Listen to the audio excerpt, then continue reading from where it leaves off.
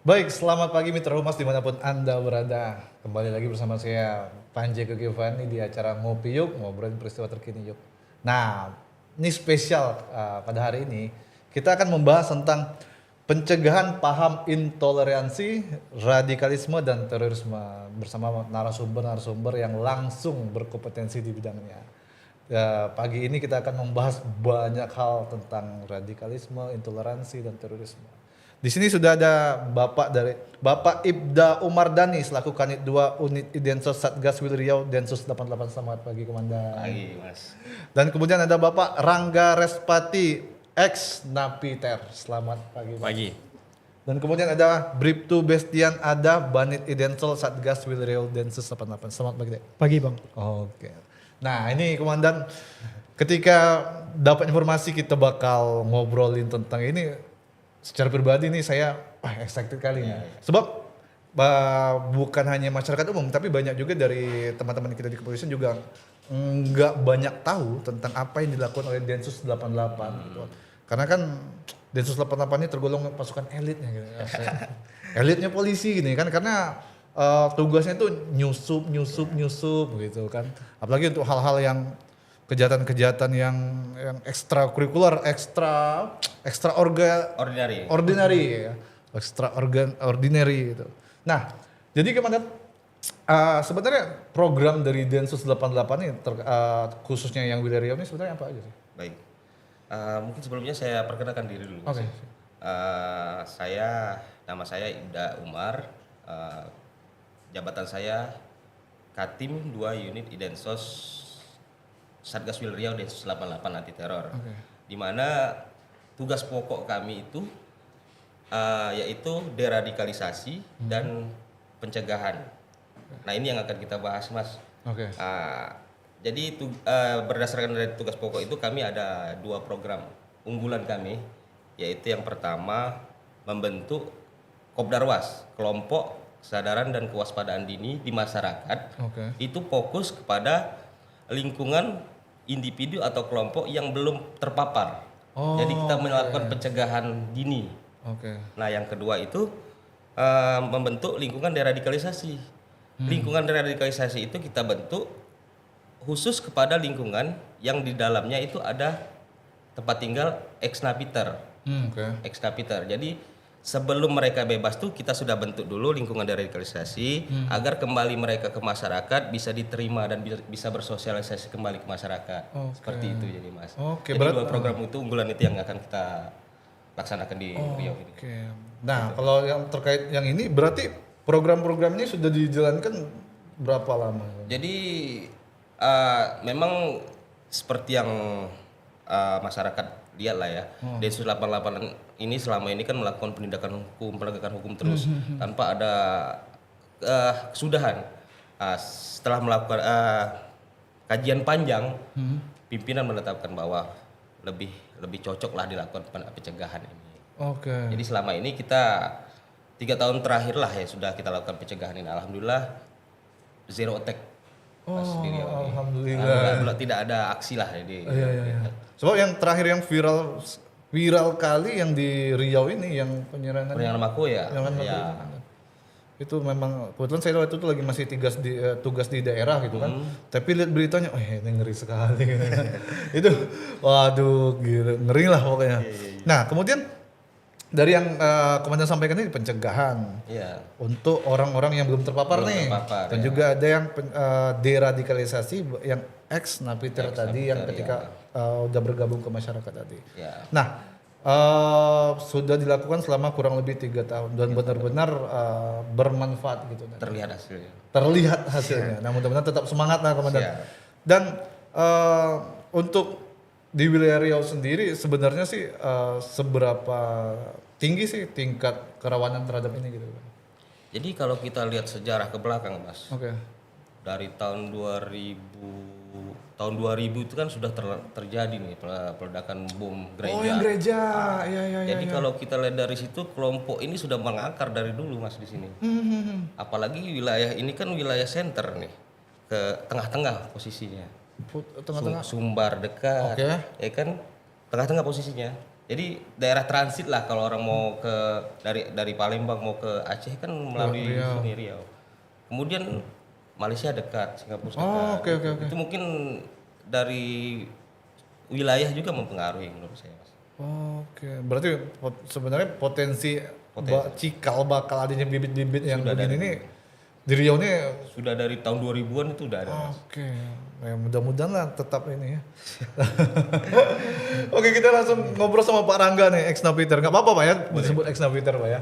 Oke, nah Pak, yang paling membuat saya penasaran tuh, kok bisa seorang misalnya masyarakat gini kan, dari yang baik-baik saja, normal-normal saja ya seperti masyarakat pada umumnya gitu kan, kok bisa terpapar, bangsanya terpapar ya? Terpapar paham-paham radikalisme intoleransi ini, itu gimana coba? Jadi kalau perkara paham-paham radikal ini karena dia lebih dekat kepada agama.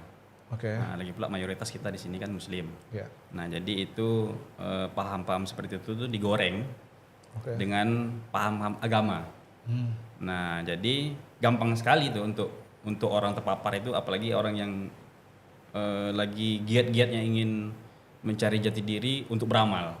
Ini saya harus, kayaknya saya terlalu banyak maksiat nih.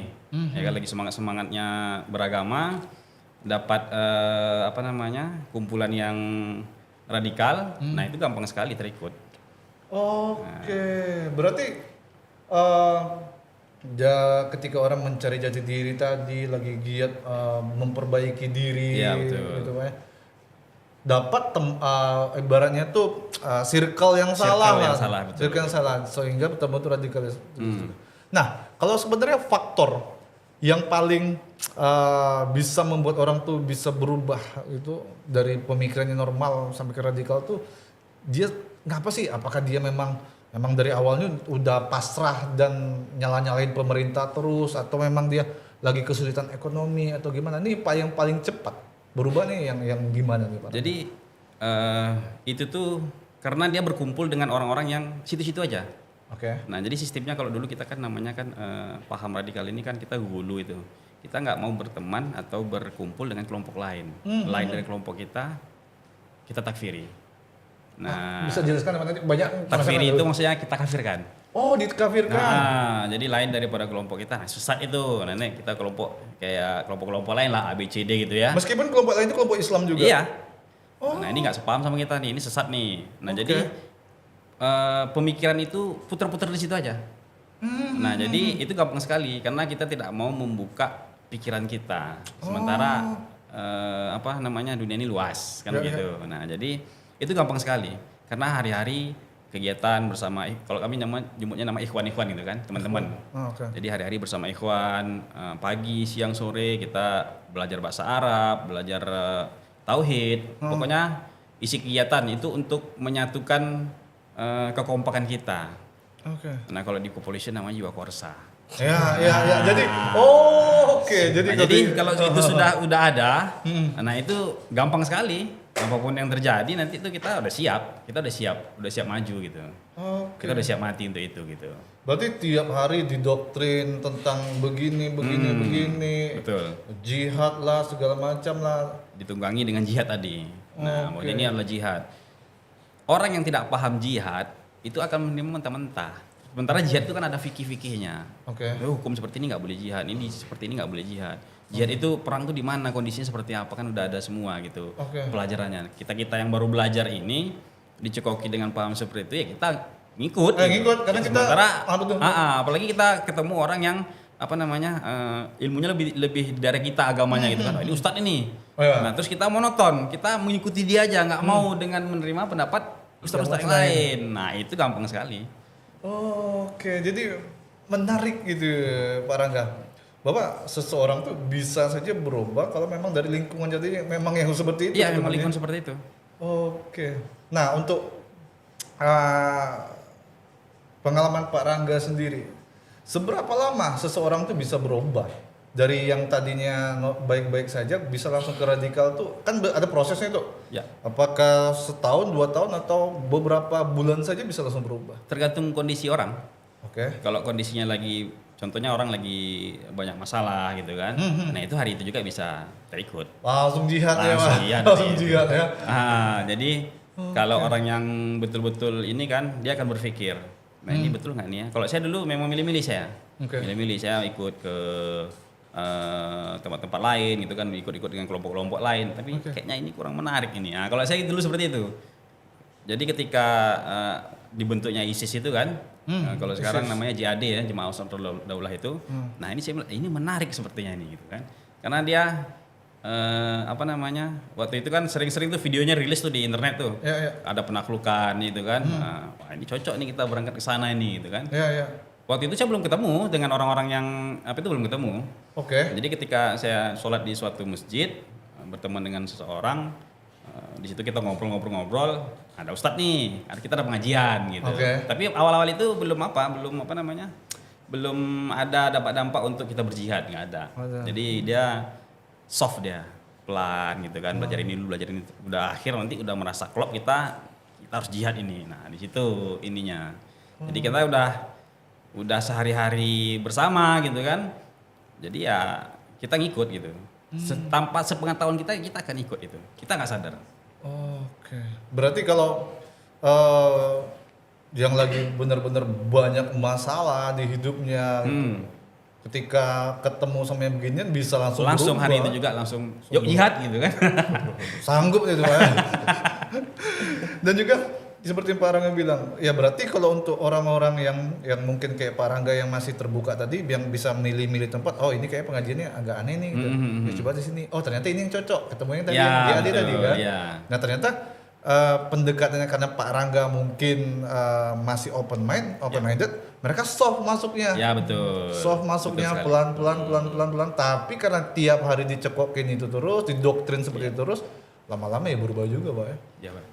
Makanya waktu itu kita sudah klop, kita mulai dilarang tuh. Jangan kumpul sama orang yang ini, jangan kumpul sama ini. Jangan belajar tasin di sini, jangan belajar di sini, ya nggak boleh itu. Nanti kamu terpengaruh. Nah, kita di situ-situ aja. Jadi dari Palembang, Jambi, Medan sama Aceh itu gabung ke kita di sini di Riau ini. Dari Palembang, Medan, Aceh gabung ke sini, Jambi. Oke, nah bisa diceritakan ya Pak Rangga, doktrin-doktrin seperti apa nih yang ditanamkan kepada teman-teman yang ke pengajian tadi ini sehingga memang betul-betul bisa berubah? Kalau yang doktrin yang betul-betul mengena itu jihad tadi. Iya. Langsung masuk surga katanya gitu. Iya betul. Jadi begitu jihad masuk surga. Padahal sesuatu itu ada ilmunya. Ya nggak segampang itu kan. Jadi kalau kita sudah berjihad mengkafirkan semua orang, terus yang masuk surga kita aja, orang lain enggak kan gitu. Itu saya terakhir baru berpikir seperti itu gitu. Terakhir setelah saya membuka pikiran, betul juga gitu. Emang surga apa sekecil itu kan gitu. Iya. Jadi jihad tadi, jadi yang kalau jiwa-jiwa muda ini digembleng betul-betul, ini masih darah muda. Oke. Nah itu tinggi-tinggi semangatnya. Itu dikomporin dikit aja udah Maju. seperti waktu kita di markas Brimob itu kan, di Depok Kelapa II, itu yang muda-muda itu ngeri-ngeri jiwanya kan. Wah takbir, jihad aja, pengen perang aja kan gitu. Padahal perang nggak seperti itu gitu kan. Kita lihat lah saudara-saudara kayak di Suriah gitu kan, pada kewalahan juga kan perang seperti itu gitu. Jadi ya itu tadi, karena semangat tadi, terus doktrin tadi membuat kita tuh secara tidak langsung kita sudah kena gitu. Kena paham itu gitu. Oke. Jadi yang bisa menilai kita tuh ya orang terdekat. Oh. Nah, Berarti kita mulai dari sekarang komandannya ya semakin pedulilah sama tetangga, sama apa. Jangan ibaratnya itu kalau tinggal di kampung tuh kan masih ada gotong royong. Masih mending lah malam-malam habis sholat isya berjamaah di masjid ngumpul di betul. di pos ronda, ya mau cerita silakan, mau main domino silakan, tapi masih lebih baik lah daripada sendiri-sendiri di rumah gitu ya. Iya, sebab nggak tahu gitu kan, tiba-tiba kawan di tetangga di sebelah rumah kan udah aneh-aneh kelakuannya, udah mengkafir-kafirkan orang gitu kan. Nah ini Pak Rangga kalau boleh tahu nih, mohon maaf kalau saya salah, Pak Rangga juga pernah di Makobrimob ya? Ya, Depok Kelapa II. Di berapa tahun di sana? Di sana saya 7 bulan. 7 bulan. Iya. Di Ditangkapnya di Riau. Di Riau, dibawa ke Depok Kelapa II kan. Ya. Itu kita masih proses penyidikan gitu Oke. kan. Pelengkapan berkas Oke. menjelang di sidang. Sebelumnya saya sudah sampaikan juga kepada penyidik kan, bahwasanya di sini sepertinya kurang aman gitu kan, karena melihat situasi di dalam itu gitu. Oke. Jadi ada beberapa kubu tuh di dalam itu, Oke. yang hard, yang menengah gitu kan, sama yang soft gitu. Nah ini benturan. Karena apa namanya ya? Ex Napiter itu bukan JAD aja gitu. Oke. Berarti ketika Pak Rangga ikut di dalam Makobrimob Iya, itu, betul. di sana juga ada kelompok-kelompok Ada sendiri. kelompok-kelompok lagi, ada JI, ada JN, ada JAD. Nah itu bisa gesekan gitu. Dan antar kelompok pun Bisa. bisa saling beradu gitu ya. Karena orang dikumpul satu banyak, tidak ada yang memimpin gitu kan. Habis itu ilmu kurang. Ilmu kurang. Nah, jadi bentrokan semuanya gitu kan. Ya, yang muda dengan semangatnya, yang tua ya mau nggak mau menghindari biar nggak ribut, dah diam aja. Padahal yang tua kan harusnya ini kan, cuman kalah power gitu. Kalau power sama yang muda. muda, semangatnya tadi itu. Nah itu jadi situ saya udah sampaikan ke penyidik, saya minta dipindah kan. Oke. Bisa saya dipindah lah ke mana gitu. 5 hari habis saya ngomong rusuh Makobrimob. Ya pecah itu ya. Iya, pecah rusuh Makobrimob.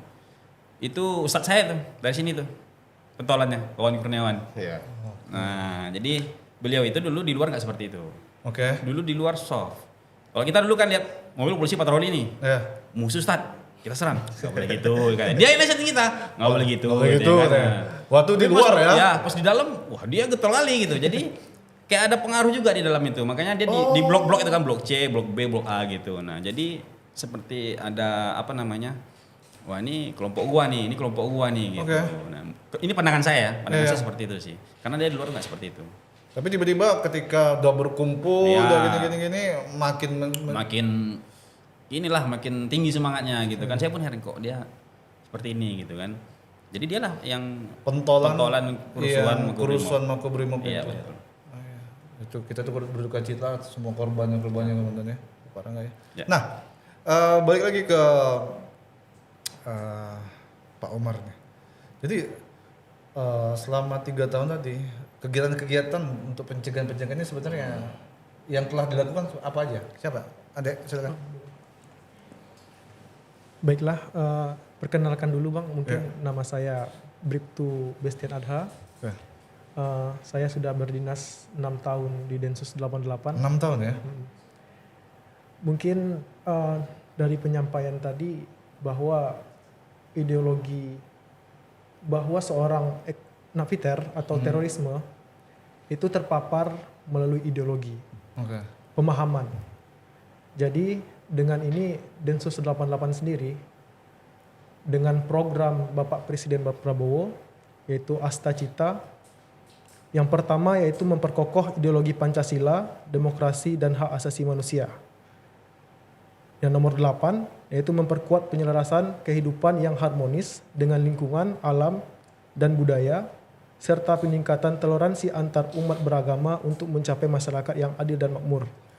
Nah, di sini Densus 88 sendiri sudah melakukan proses memperkokoh ideologi Pancasila ini dengan cara kita datang ke lingkungan masyarakat untuk melakukan sosialisasi bahaya paham yang kita istilahkan yaitu IRED, Apa itu? yaitu intoleransi, Oke. radikalisme, ekstremisme, dan terorisme. Ekstremisme itu. Intoleransi itu merupakan akarnya, Mas.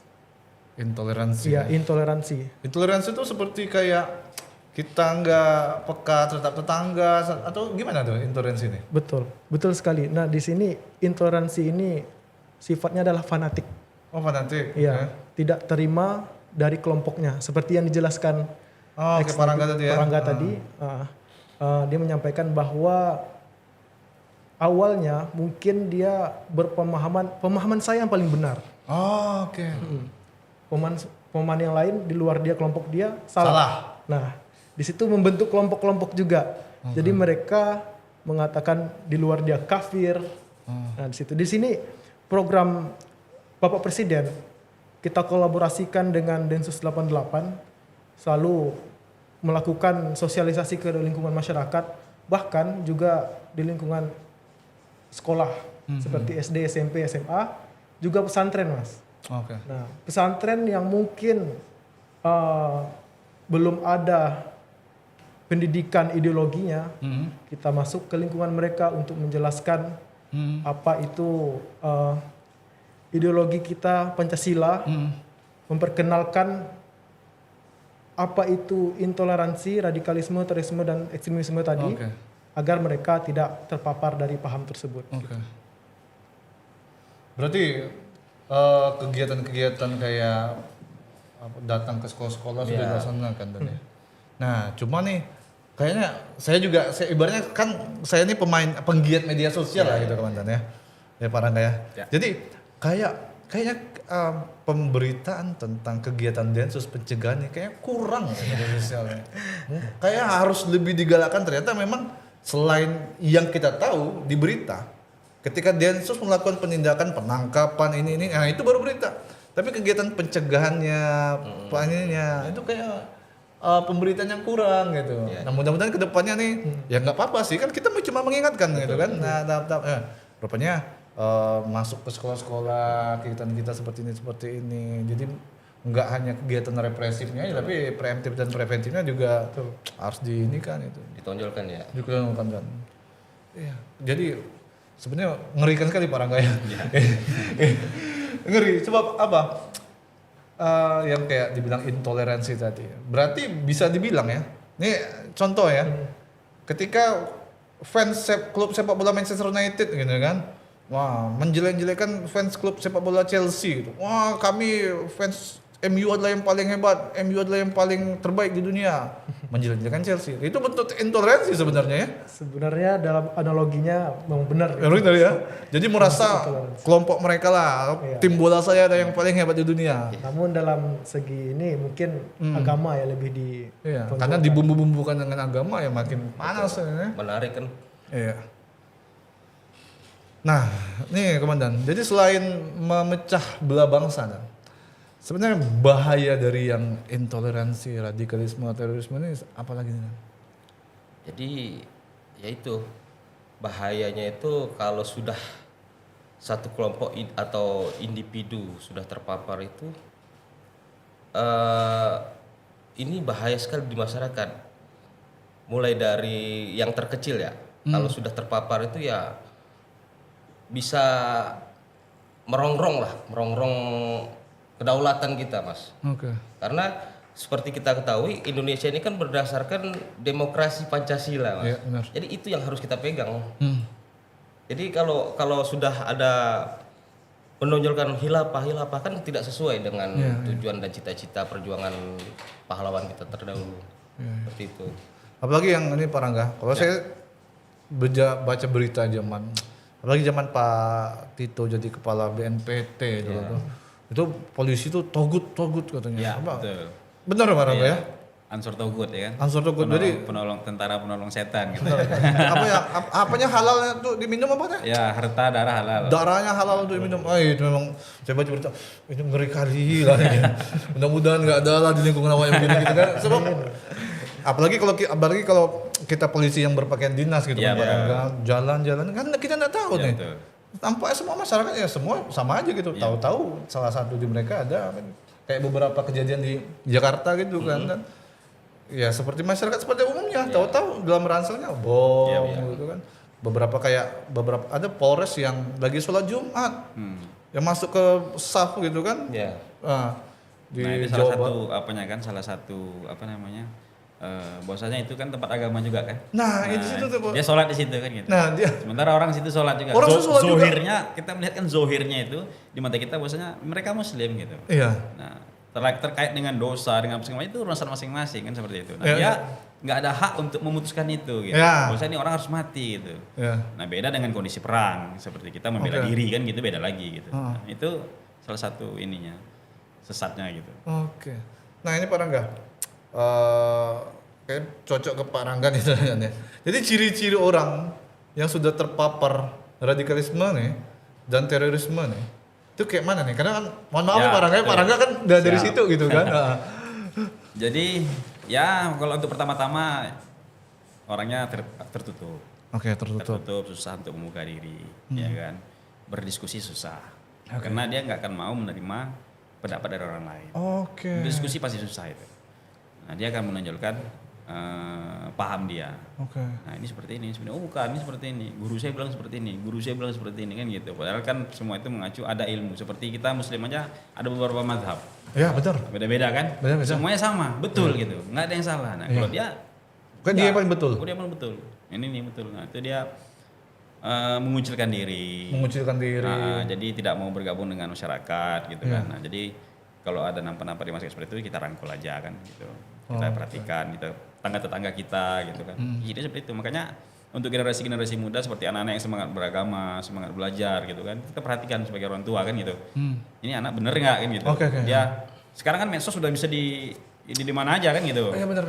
Nah, nanti dia di kamar lihat medsos yang wah ini jihad ini begini nih. Nanti dia di sekolah itu kelihatan itu. Nanti dia menyendiri, nanti dia begini itu kelihatan gitu. Jadi kalau yang untuk paham-paham agama yang lagi semangat, nah itu kita arahkan. Kalau saya dulu kan ngarahin sendiri.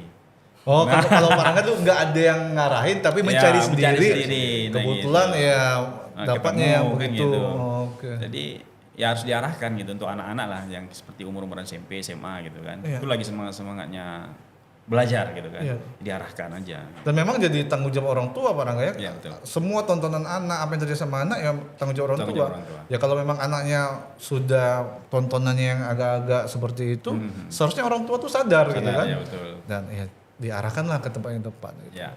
Nah ini Pak Rangga, jadi pengalaman Pak Rangga sendiri lah.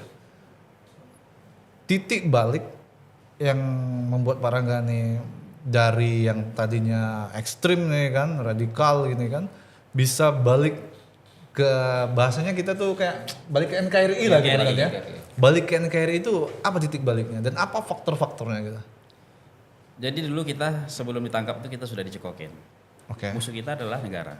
Negara. Ya, bahwasanya negara ini nggak akan kasih kita ampun. Oke. Nah kamu lihat nih, ini Densus nangkap begini.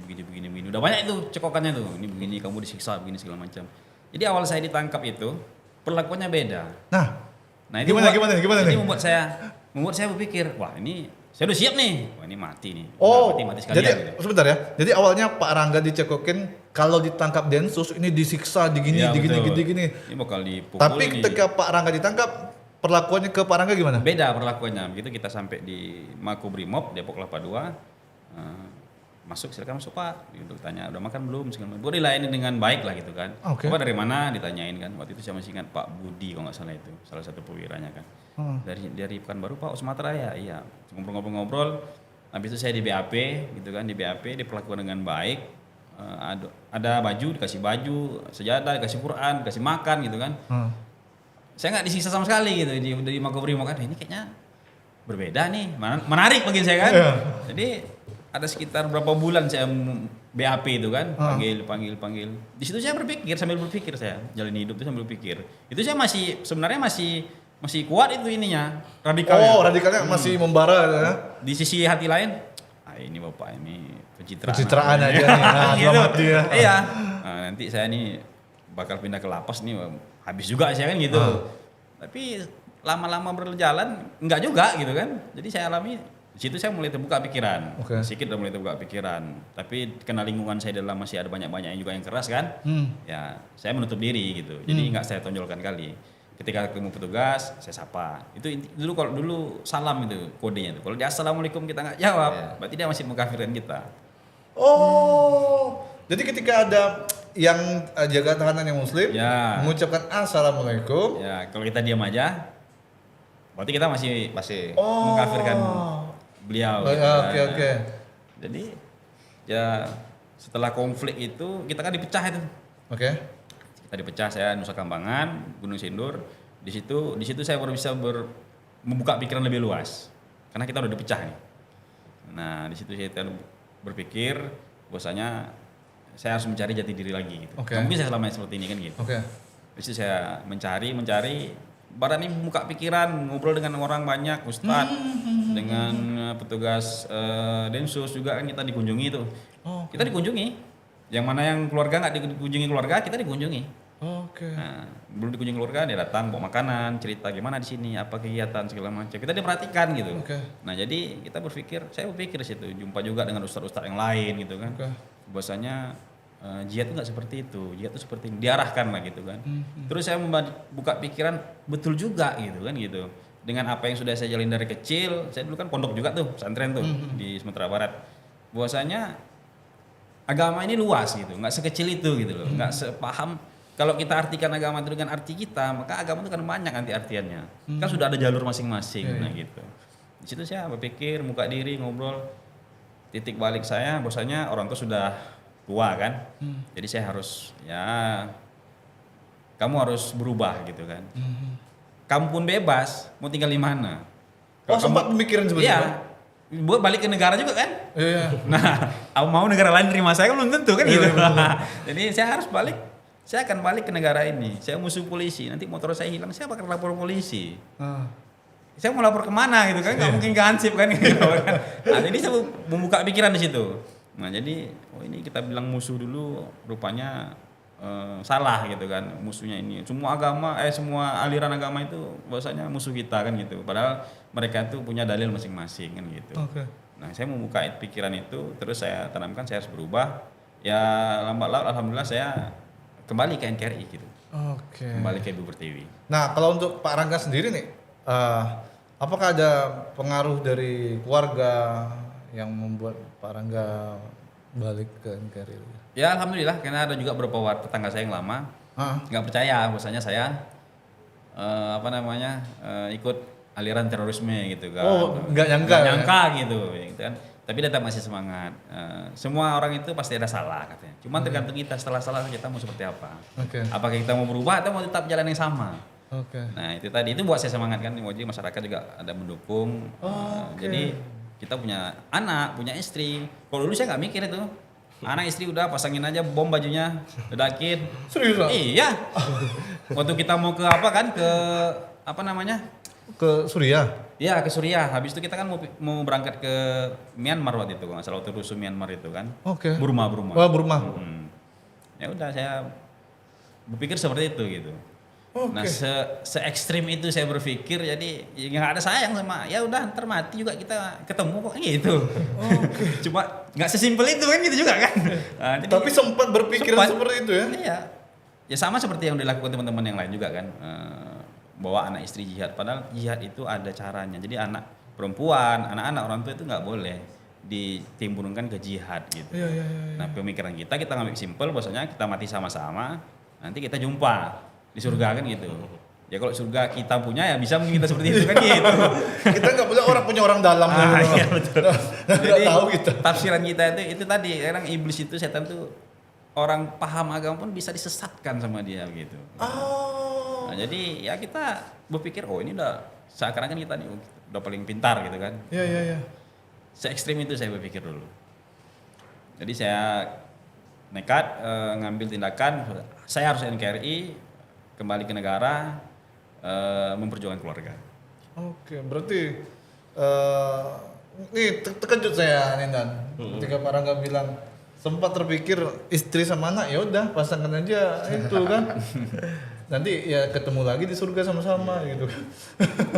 Nah, ini Pak Rangga. Tolak ukur kita melihat ex napiter ini itu udah bersih, udah hijau, udah kembali ke negara itu, apa sih ciri-cirinya, kelihatan itu gimana? Sudah mau membaur kepada masyarakat, sudah mau membaur kepada petugas-petugas negara kan, seperti polisi, tentara sama yang lainnya. Itu sudah mengikuti kegiatan-kegiatan seperti upacara gitu kan, kegiatan-kegiatan yang sudah ada dibuat program oleh bapak-bapak Densus ini. Nah itu sudah bisa dibilang dia sudah hijau. Tapi kalau masih sembunyi-sembunyi, diajak begini, ntar lah gini masih menghindar-hindar lah gitu kan, itu masih dipertanyakan. Apalagi yang seperti saya sebut tadi, kita salam, dia nggak mau terima jawab salam kita. Kita datang ke rumahnya, kita nggak boleh masuk. Itu lebih parah itu. Nah apa juga nih Dan? Kayak silent quotes. Yeah. Jadi ketika kita mengucapkan salam, orang yang ucapan, jangan berpikir seperti itu ya, mana tahu nggak dengar gitu kan ya Dek ya. Jadi ketika orang ngucap salam, abang nih awak ngucap assalamualaikum kok nggak balas sih, mungkin nggak dengar gitu kan, jangan tiba-tiba langsung, ini udah radikal ini, nggak gitu juga kan. Jadi ibaratnya tuh faktor sebenarnya yang paling besar mempengaruhi itu tadi lingkungan tadi Lingkungan, ya. Dengan kita bergaul dengan siapa kan gitu. Terus di support dengan media sosial kan. Media sosial yang kita terima. Padahal potongan-potongan video itu kan banyak sekali. Sama lah seperti berita-berita yang hoax itu kan. Biasanya dipotong, kata-kata orang ini dipotong, itu diterima mentah-mentah kan gitu. Nah itu terus ditonton kan. Apalagi di TikTok kan. Scroll ini lagi. Wah ini. Oh iya. Ini nih gitu kan. Kalau sekali pencarian tuh itu nanti direkomendasikan itu aja pencarian. Lama-lama ya ini memang benar ini kan gitu. Dia ngambil kesimpulan sendiri jadinya diri kita kan. Gitu. Otak kita mengambil kesimpulan sendiri bahwasanya ini harus kita lakukan gitu. Oke, nih Dek.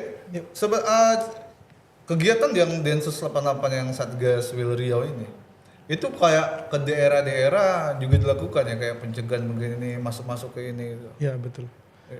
Sedikit menambahkan tadi yang disampaikan dari Mas Rangga bahwa beliau kembali ke lingkungannya, itu kita bertanya-tanya apakah masyarakat sekitar itu diterima, menerima atau RT RW-nya menerima mereka enggak? Gitu kan. Nah di sini kita mempunyai program lingkungan deradikalisasi. Oke. Deradikalisasi, berarti kita mengembalikan ideologi mereka, gitu. Jadi lingkungan deradikalisasi ini kita melibatkan RT RW, pejabat atau stakeholder terkait di wilayah tersebut, untuk melakukan reintegrasi. Reintegrasi ini untuk membaur supaya ex-napiter ini bisa membaur di lingkungan masyarakat. Mereka bisa diterima di lingkungan masyarakat. Jadi Densus 88 Satgas Wil Riau sendiri sudah sampai di wilayah-wilayah manapun melakukan lingkungan deradikalisasi. Berarti kalau misalnya gini, ada napiter yang sudah hijau dan bebas, apakah Densus 88 yang mencarikan tempat tinggal setelah dia bebas atau gimana? Oh bukan, maksudnya di sini bukan mencarikan tempat tinggal. Namun mereka kan kembali ke lingkungan mereka, ke tempat asalnya. Nah, namun sebelum itu kita persiapkan tuh lingkungannya. Supaya mereka diterima di situ. Kan biasanya kalau ada penangkapan mereka mindsetnya pasti, wah ini teroris masuk ke kita. Ngapain diterima di wilayah kita? Udah usir aja gitu kan, ada mindset begitu. Banyak kita bentuk lingkungan tersebut agar terjauh dari pikiran-pikiran liar seperti itu. Ya sama kayak ini, kemarin kita pernah wawancara Kapolsek 50. Jadi beliau bilang begini dan ada salah satu tahanannya curanmor, dilepas nih dari tahanan polsek kan, dari sidang dilepas. Keluar dari lapas, gak selang berapa ratus meter, dia maling lagi, kemudian ditangkap, masuk lagi, ditanya sama Kapolsek, ngapa maling lagi? Ya percuma komandan, saya nggak diterima lagi di masyarakat, mending saya di dalam saja, di sel polisi saya dapat makan, di dalam lapas saya dapat makan. Sementara kalau saya terjun balik ke rumah, keluarga nggak nerima, lingkungan udah menjat saya sebagai tetap penjahat. Gitu. Pekerjaan nggak dapat, ya mau makan apa saya? Nah ini yang miris gitu kan. Jadi itu bedanya kriminal umum sama terorisme ya. Yang dialami Mas Rangga ini itu adalah salah satu keberhasilan program deradikalisasi kita, Mas. Nah, jadi dari awal jadi ada tahapan deradikalisasi itu. Yang pertama kita identifikasi awal. Identifikasi awal itu awal dari penangkapan dia ini ya kita melakukan penilaian. Tingkat radikalnya seperti apa deh? Ada tahapannya. Kemudian kita identifikasi lanjutan. Nah itu sudah ada perubahan tidak setelah dia ditangkap ini. Kemudian tahapan berikutnya rehabilitasi. Nah, dalam masa penahanan dia kita rehabilitasi itu. Nah, itu kita kasih ustadz-ustadz yang modern. Kasih kemudian reedukasi, kasih pemahaman yang benar tuh seperti ini loh. Jadi yang Anda alami selama ini salah loh. Yang benar itu seperti ini. Kemudian kembali dia ke masyarakat itu reintegrasi sosial itu. Reintegrasi. Itu peran kita dari awal dia penangkapan sampai dia bebas tuh peran kita Oh, secara Iya. nggak langsung tapi masuk Dia pelan-pelan. disokong terus dari Iya, belakang. bukan hanya dia mas. Jadi di lingkungan dia sekitar, kemudian keluarga dia juga kita lakukan pendekatan soft approach namanya itu, pendekatan soft, ya kan? So, Itu. Jadi ini ada produk keberhasilan program deradikalisasi kita ini mas. Salah satu. Oke. Berarti ya mudah-mudahan yang sekarang lagi terpapar dan menjalani hukuman segala macamnya bisa seperti Pak Rangga Iya, semua dan mudah-mudahan. mudah semua. Ya biar inilah makin aman lingkungan apa. Ya namanya juga orang berbeda pandangan, berbeda ini. Seperti yang dibilang Pak Rangga tadi, kita di Islam aja mazhab aja ada 4 gitu kan, Iya. kan lebih gitu. Tergantung kita menerima seperti apa kan. Nah, itu. Kalau kita legowo ya nggak ada masalah. Nah, gitu. semuanya kan tujuannya kan kebaikan Iya, gitu. betul, iya. Kayak agama aja di Indonesia ada berbagai macam gitu kan. Ya semuanya diakui sama pemerintah. Betul. Iya. Jadi apa lagi langkah ke depannya Densus 88 ini? Iya kita tetap menjalankan 2 program kita itu mas. Terus karena selama ini kan belum menyentuh seluruh provinsi Riau. Kan kita pelan-pelan dari tingkatan kecil dan RT RW. Lalu kita mau yang menjangkau daerah seluruh provinsi Riau. Terutama yang jauh-jauh ini yang belum kita sentuh ini mas. Oke, berarti kalau terkait misalnya SOP dari Densus 88 ketika melakukan penahanan dari napiter ini sampai dia dikembalikan ke masyarakat yang lingkungannya sudah dibentuk tadi nih. Iya. Berarti nggak bisa bekerja sendiri gitu kan. Berarti itu seperti dibilang tadi ya. Betul. Jadi tahap-tahapannya tadi reintegrasi, ini banyak tadi ya. Udah dijelaskan tadi ya. Iya. Oh. Jadi mudah-mudahan lah keberhasilan seperti Pak Rangga juga terjadi di banyak. Memang banyak gitu kan? Banyak tuh nggak nih gitu kan? Ngeri-ngeri juga nih gitu kan? Ada lah ya. Ada lah kalau sejauh ini yang sudah kita lakukan penegakan hukum ada kabupaten kota yang memang kita nilai banyak lah. Ada. Gitu. Ya kalau nih teman-teman yang lagi nonton jangan nanya di mana ya. Cukuplah beliau yang tahu gitu. Nanti kalau kalian tahu kalian celametan pula gitu kan, menjauh pula gitu kan. Tapi selagi mudah-mudahan seperti yang komandan bilang udah 3 tahun lebih nih kita zero tech. Mudah-mudahan selama-lamanya lah gitu kan. Amin. Bukan cuma di Riau aja tapi di Indonesia Di Pak Rangga Indonesia, ya. itu. Nah, kalau untuk Pak Rangga sendiri nih setelah kembalilah ke NKRI udah hijau bahasanya gitu kan, ada nggak Pak Rangga temuin entah itu lagi di mana pokoknya di lingkungan kerja atau dimanapun bibit-bibit yang udah mulai mengarah ke radikal misalnya gitu, dan apa yang Pak Rangga lakukan misalnya? Ada ketemu atau enggak ya? Selama ini sejauh saya keluar belum ada. Alhamdulillah. Karena sudah sesuatu itu kalau kita cari pasti ketemu. Oke. Tapi saya kan tidak mencari itu. Ya. Karena saya sudah beranjak dari ekstrim ke ini kan ke paham yang sudah kembali ke NKRI. Jadi saya nggak mencari itu lagi. Maka saya tidak pernah ketemu lagi. Kalau saya di masyarakat sih nggak ada, Alhamdulillah. belum ada. Karena ya kita tidak mencari itu gitu. Ya, benar. Kecuali kita mencari nih, kita cari berarti bakal ketemu kan gitu. Tapi kalau kita tidak mencari, ya dia nggak akan ketemu. Nah mungkin ya alhamdulillah lah selama ini saya di luar tidak lagi ketemu dengan kelompok-kelompok itu. Mungkin bagi yang tahu mungkin takut juga kan. Ya, Mereka mau mencari saya kan gitu. Nah, ini dari Makobrimob gitu ini. jadi alhamdulillah lah selama ini di masyarakat nggak ada istimewa seperti itu. Oke. Nah ini pertanyaan yang agak silakan boleh jawab enggak. Tapi ketika Pak Rangga udah hijau nih, balik nih, dan tampil di mana-mana di media sosial ya apa semacam, ada dapat ancaman atau gimana enggak? Sejauh ini nggak ada. Alhamdulillah. Terus yang Ustadz saya pun yang di dalam kan, yang kasus itu kan dia MT tuh, mati kan. Dia sudah ikuti program deradikalisasi juga. Oke. Sudah hijau juga.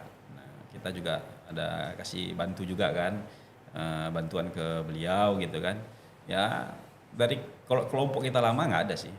Sudah kayaknya sudah inilah sudah netral kayaknya. Rata-rata lah generasi saya 2017 ya, 2016 2017 tuh rata-rata sudah keluar semua sih. Udah keluar semua. Ya kecuali Ustadz tadi. Terus Karena dia MT kan. Hukuman.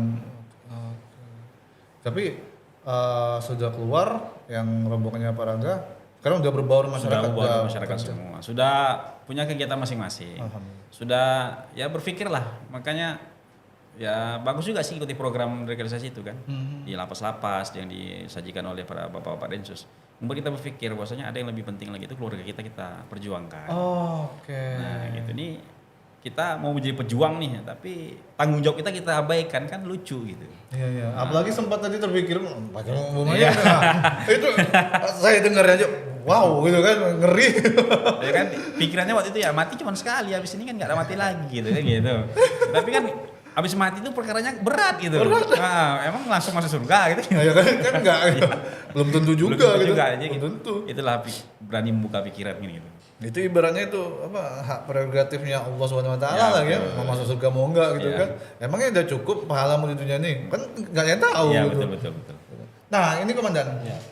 Kalau kita misalnya mengetahui nih atau melihat nih gelagat-gelagat, ini ada kelompok-kelompok kayak aneh deh gitu. Apakah kita di Densus 88 Willy Riau ini ada hotline pengaduan atau mau ngadu ngasih informasi itu kemana? Ya. Besti mungkin dia yang megang, Gimana? yang megang itu.